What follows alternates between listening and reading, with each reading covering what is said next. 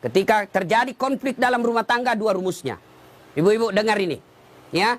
Ini pengantin-pengantin baru juga kita semuanya. Ada yang baru 10 tahun, ada baru 2 anaknya. Pengantin baru juga namanya ya. Ketika ada masalah, ini kesalahan kita ibu-ibu banyak apa? Ada masalahnya curhatnya di Facebook. Ada masalahnya curhatnya di WhatsApp. Dia berdoa tapi di medsos. Ya Allah lindungi suamiku. Ya Allah bukakan rezekinya suamiku. Sibuk betul itu Tuhan mau baca statusmu. Ketika ada masalah kata Allah dalam Al-Quran, ada masalahmu, suamimu nakal, suamimu selingkuh, tidak usah curhat sama orang lain. Ini ibu-ibu gampang betul dia curhat sama tetangganya. Ngapain kau cerita masalah rumah tanggamu ke tetangga? Besok-besok ada Vina bertengkar sama suami, jangan terlalu cepat cerita sama orang tua. Langsung kau curhat sama orang tuamu, kau telepon menangis-nangis. Besok 2 minggu kemudian akrab lagi. Apalagi kau sudah ungkap semua kejelekan suamimu. Tidak usah. Ada masalahmu, kata Allah, ista'inu bis-sabri was-salah. Sabar, perbaiki solatmu, saya yang selesaikan masalahmu. Bagaimana itu sabar? Aplikasinya. Alladzi idza asabatu musibah qalu inna lillahi wa inna ilaihi rajiun. Oh, saya tidak sangka istriku begini. Oh, saya tidak sangka suamiku begini. Oh, saya tidak sangka mertuaku begini. Tapi itulah jodohmu. Maka lebih kau ucapkan inna lillahi wa inna ilaihi rajiun. Banyak rumah tangga yang akhirnya hancur gara-gara terlalu cepat curhat sama orang lain. Curhatnya lebih parah di medsos.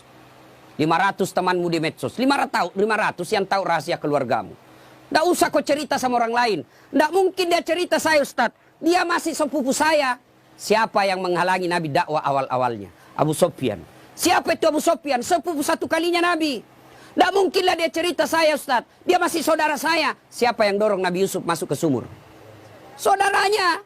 Tidak mungkinlah dia begitu. Dia makcik saya, dia pacik saya, saudara bapak saya. Siapa? Abu Lahab. Saudaranya bapaknya Nabi. Jadi barangkali ketika kondisi normal rumah tanggamu, tidak ada yang sentimen. Tapi ketika kondisinya lain dari yang biasa, dia lihat rumah tanggamu bahagia. Dia lihat rumah tanggamu kaya. Dia miskin saudaramu. Saudara sekandung. Belum tentu dia baik. Ada namanya dengki. Ini setan masuk. Dia hasutlah kau. Ketika situasinya lagi labil emosimu, kau tidak stabil marahmu, datang saudaramu belum tentu niatnya baik, dia mau sama nasibnya sama kamu, susah juga rumah tanggamu, maka dia hasut kau yang tidak benar. Maka ada masalahmu jangan curhat sama manusia, tidak usah, lebih kau curhat kepada Allah, bangun sholat tengah malam, ngadu kepada Allah. Termasuk ibu-ibu nih, yang sudah mulai tua, muka-muka sakaratil maut, suami mulai lain-lain, tidak usah kau curhat sama orang lain, curhat kepada Allah. Ya Allah, Engkau yang memelihara suami saya. Ya Allah, lindungi suami saya. Ya Allah, bahagiakan rumah tangga saya. Allah sudah janji, ud'uni astajib lakum. Minta kau sama saya, pasti saya kasih. Itu janji Allah. Ya, maka ibu-ibu, saya yakin di sini semua punya adakah rumah tangga yang tidak ada masalahnya? Kira-kira ada rumah tangga yang tidak ada masalahnya? Tidak mungkin. Jangankan manusia biasa, Nabi saja ada masalahnya. Dalam rumah tangga, dalam struktur keluarga, Nabi diusir. Diusir dari Mekah kan, hijrah ke Madinah. Siapa yang usir? Bukan orang lain. Siapa? Pamannya sendiri. Dalam ekonomi, apa Nabi kaya? Tidak, Khadijah tadinya kaya, miskin setelah bersuamikan Rasulullah. Sampai dijelaskan pernah 3 hari 3 malam tidak makan. Itu Nabi. Dalam kesetiaan rumah tangga, Nabi pernah diuji dengan kesabarannya. Dengan cara apa? Aisyah difitnah selingkuh. Itu Nabi, apalagi kita. Ada yang bilang sama Ustaz, hebat betul rumah tangganya. Kenapa? Bahagianya rumah tangganya. Kenapa kau tahu? Itu foto-fotonya di Facebook, romantisnya. Ya itu foto di Facebook berapa menit kita bisa bikin. Bodoh itu namanya kalau bertengkar dia share di Facebook. Beleng-beleng namanya itu. Tak mungkin lah, semua yang baik-baik. Maka begitu ada masalah, ista'inu bis-sabri was-shalah. Sabar saja. Yang kedua, perbaiki sholat. Nah ini sholat yang jadi masalah. Ya, apalagi kalau pengantin baru. Subuh terutama. Allah kasih toleransi. Tapi sekarang sudah modern Pak. Ada air hangat, ada air sudah. Tidak seperti pengantin baru dulu kan. Rumah tidak ada kamarnya. Tamu 1 minggu baru pulang. Bingung kita Pak. Mau cari kamar tidak ada. Malu-malu lagi. Kamar mandinya dibawa pula.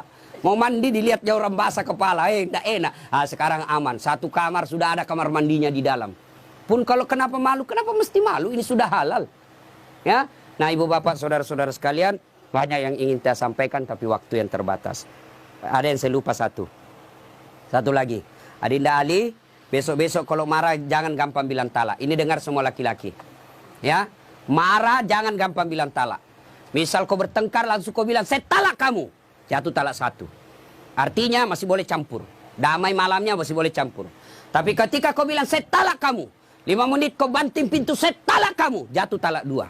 Artinya, kamu tidak boleh campur sebelum nikah ulang.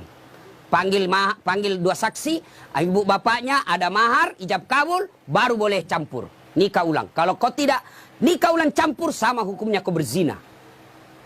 Bagaimana kalau dia, saya talak kamu. 5 menit kemudian, saya talak betul kau. Keluar dari rumahnya dia, banting pintu, saya talak kau cilaka. Jatuh talak 3. Artinya apa? Harus cerai dulu baik-baik. Lalu dia nikah dengan dia menunggu 3 bulan, lalu menikah dengan laki-laki lain. Ternyata tidak cocok, dia cerai dengan laki-laki tersebut, kau harus menunggu lagi 3 kali haid, baru kau nikah kembali. Hati-hati bilang talak. Bagaimana kalau perempuan bilang talak? Talaka, talaka, talaka, talaka, talaka, talaka. Biar sampai di atas pantatnya. Kenapa? Kenapa hak talak ada pada laki-laki, bukan sama perempuan, ya? Maka bapak ibu yang gampang-gampang, ibu bapak-bapak yang gampang marah, jangan kau gampang bilang talak. Marah bagaimanapun jangan bilang talak. Kalau dia bilang istrimu, antar, kasih kembali saya ke rumahku. Oke, saya kembalikan kau ke rumahmu, saya ikut ke mertuaku. Anda jangan masalah seperti itu, ya. Besok-besok Ali cari harta, jangan menghalalkan segala cara. Tapi insya Allah, saya tahu betul ini PJ atau Ali sangat disiplin dalam soal halal atau haram. Insya Allah. Demikian, mudah-mudahan ada manfaat. Sebelum kita akhiri, mari kita kirimkan suratul Fatihah kepada Rasulullah Muhammad SAW. Khasiat dan keutamannya kita ikhlaskan untuk kedua mempelai. Mudah-mudahan menjadi keluarga sakinah mawaddah warahmah, diperkumpulkan bukan cuma di dunia, tapi insya Allah sampai di akhirat kelak.